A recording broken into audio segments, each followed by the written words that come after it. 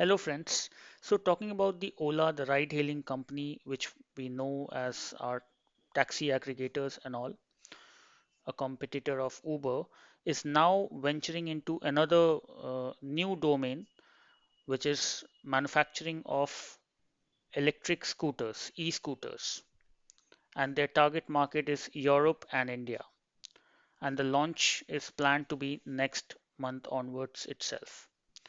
So how they have come up to this point?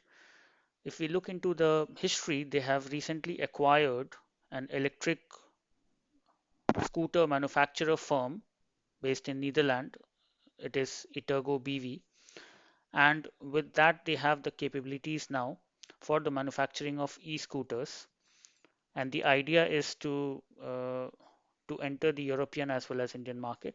They have hired recently a director for go-to-market strategy into Europe, Julian Jaffard, and he is expected to lead the the market entry into Europe for these e-scooters to be manufactured by Ola. Now, if we look into the future, even from the climate perspective, definitely the future is e-scooters and electric vehicles, and the governments are also supporting it. We have seen in India how we have switched to Bharat Stage 6 norms, and down the line, the idea is to switch to electric vehicles. In the West as well, Tesla is doing its bit, and other firms as well, moving into the future, which is electric vehicles.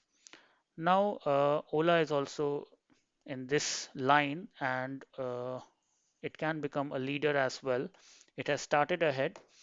If we look into the infrastructure of European countries, then there is a well settled, it is advanced developed nation, and electric charging facilities are well placed there, and a lot of learning can be brought from there and put it in our infrastructure as well.